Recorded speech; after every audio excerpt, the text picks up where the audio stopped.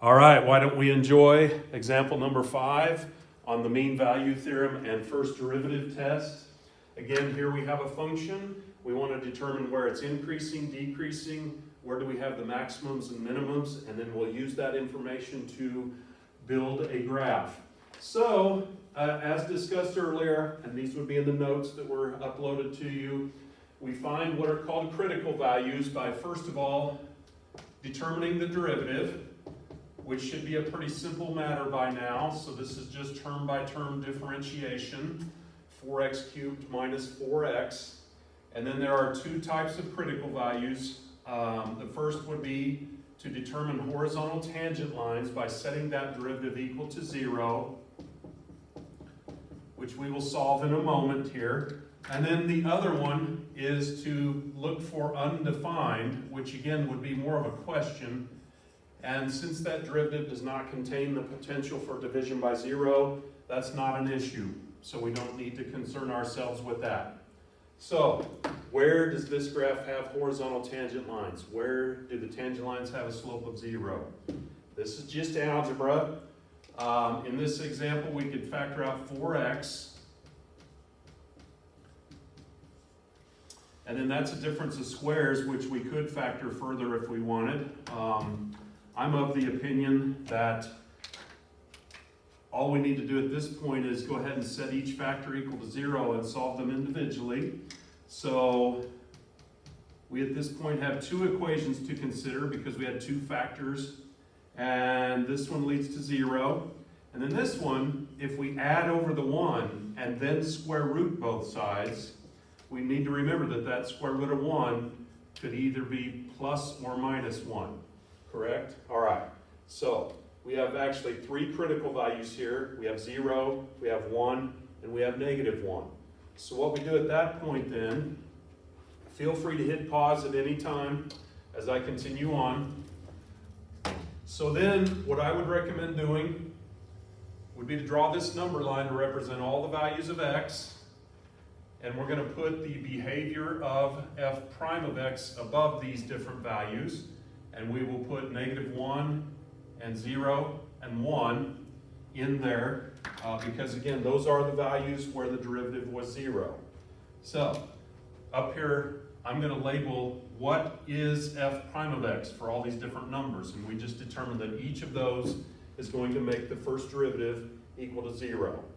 Now it's a matter of performing the first derivative test where we determine where is the derivative greater than 0, where is it less than 0? And just a very mechanical thing we can do is to simply go through here and test numbers in that derivative here. And so we take each of these intervals. There's actually, 4 of them now. We pick a number below -1. I'm going to use -10. And notice we're putting it into the derivative. We want to determine the behavior of the derivative in each of these intervals. So on this first one, -10 cubed would be -1,000 times 4. That would be -4,000. And then -4 times -10 would be plus 40. And you can tell already that's going to be a negative number. You can figure out the exact number if you want. But personally, all I need to know is it's going to be negative. All right? So we don't need to really concern ourselves with the nitty-gritty arithmetic on that. What is that? -3,960. But the main point is it's negative. And so slopes that are less than 0, lines with a slope that's negative, come downward, don't they? They decrease. All right? So we already have seen that when we build this graph in a little bit, where that's going to be our x-axis, the interval from -infinity to -1 would be an interval where this graph will decrease. So put that interval in that box that asks you to determine where does the function decrease. All right, now this gets a little tricky in here, and I'm a little nervous here because between -1 and 0, we're forced to put a decimal in there, aren't we? And I guess -0.5, -0.5, I suppose would be a reasonable test number. And again, I forgot to grab my calculator. Let me see if I can do this in my head. I'm a little nervous here. All right, so if we put -0.5 and cube it, that'd be negative times negative times negative. That'd be negative. And that's going to be negative 1/8 when you cube it. All right, I guess I'll put it in fraction form. I took negative 1/2 times negative 1/2 times negative 1/2. I got negative 1/8. 4 times negative 1/8 minus 4 times negative 1/2. Well, that would be plus 2, wouldn't it? Okay. And so it looks to me like if you do the arithmetic, and this is just arithmetic, and it serves me right if I have incorrect arithmetic, but if you crunch all those numbers out, I can tell right now that's going to be a positive number. So these slopes in this interval are positive, right? So I like to draw a positively sloped line there to give me the visual. And so from negative 1 to 0 on that x-axis, this graph is going to increase. All right, we do the same thing with a number in between 0 and 1. See, we're testing numbers in the derivative, and that's why it's called the first derivative test.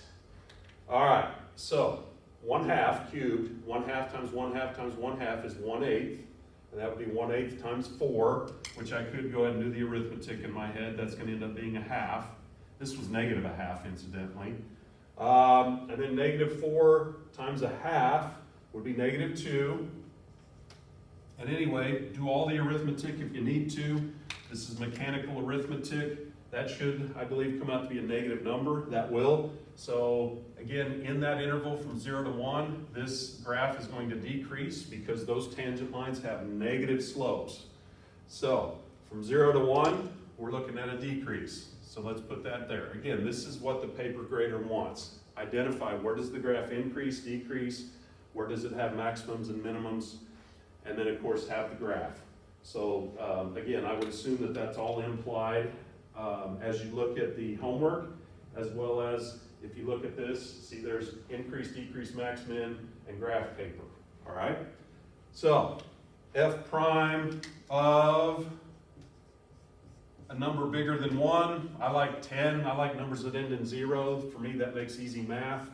And so 10 cubed, you're welcome, is 1,000, and then 1,000 times 4 is 4,000. Minus 4 times 10, that'd be minus 40. That's going to be 3,960, but the main idea is that it's positive, all right?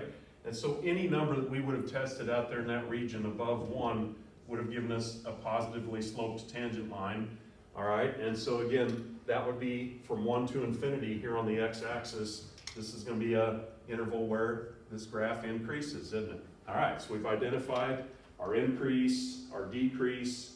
So let's take it a step further now and talk about how to find the maximums and minimums. Well, so again, hit pause if you need to. I've got to erase to make room for more work here.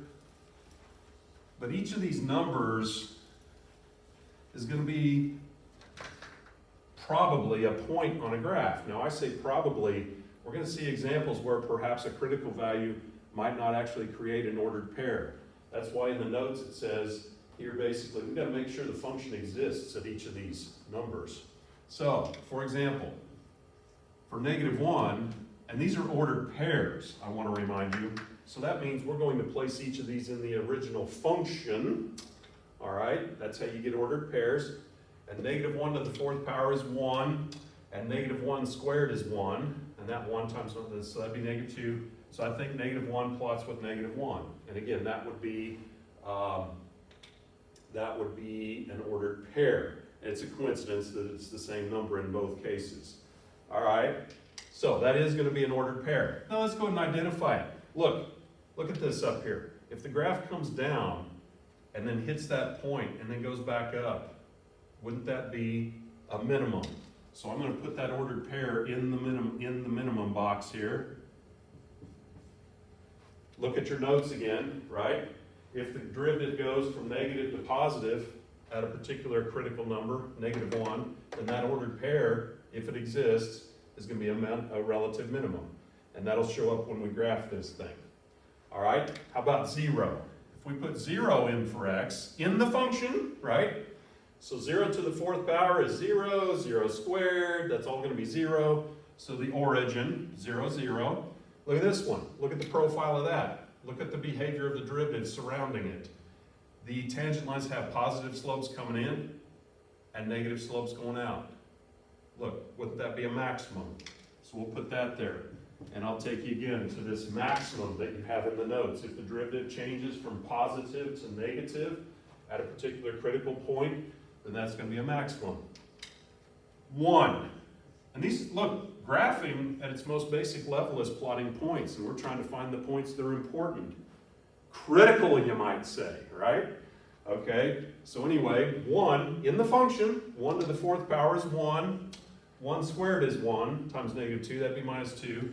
I think that's going to be the ordered pair 1, negative 1. All right, look at that. That's a point. We're going to plot it here in a second on our graph paper. And look at the derivative. Decrease coming in, increase going out. What do you think? Minimum. Minimum. That's right. Decrease coming in and then increase going out. So in that minimum box, let's put the ordered pair 1, negative 1 over here. All right? So I'll leave those ordered pairs up there. You can work on that a little bit. I wish I had more space, folks. I generally would do the graph on a larger piece of the board over there, but I'm just trying to keep this rolling. So, now here's the thing too. You know, you'll notice on your homework, as well as the examples, that there's a place there to identify your scale on your X and your Y axis, all right? And here's the deal, you can do whatever scale you want. But if you identify that scale at the bottom here, then as far as I'm concerned, you don't need to label the individual numbers for each one of these little boxes, all right? And so I would ask you to identify what scale did you decide to use when you graphed these things. And it can be anything you want. I would just take a look at the points that you found.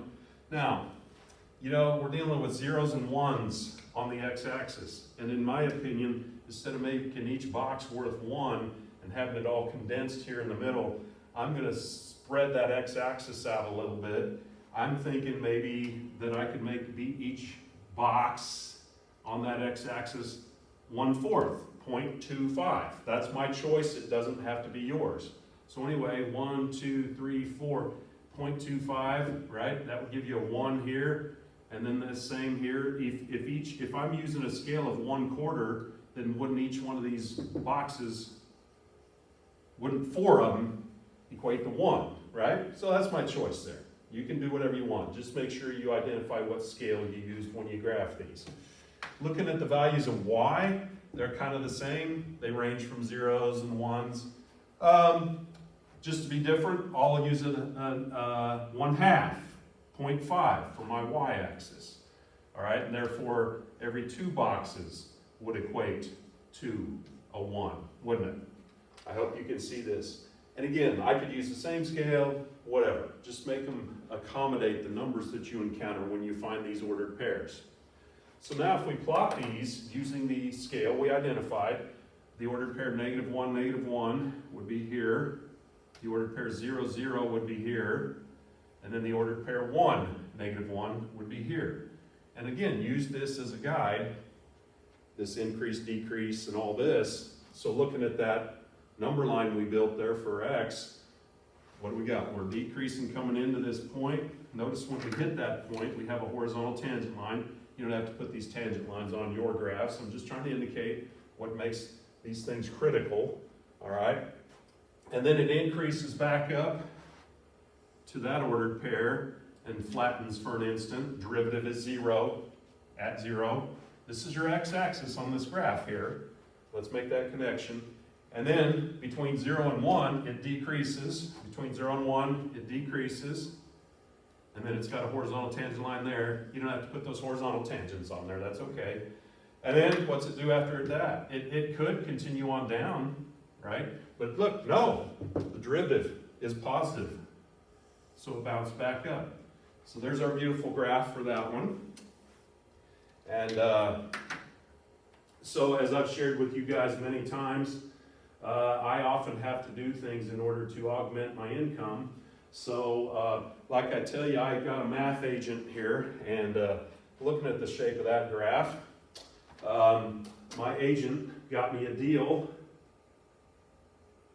with Whataburger, so that when I do this one, I can say, this example was brought to you by Whataburger. made just like you like it. Thank you, I just made some extra money. I appreciate it. All right, on to the next example.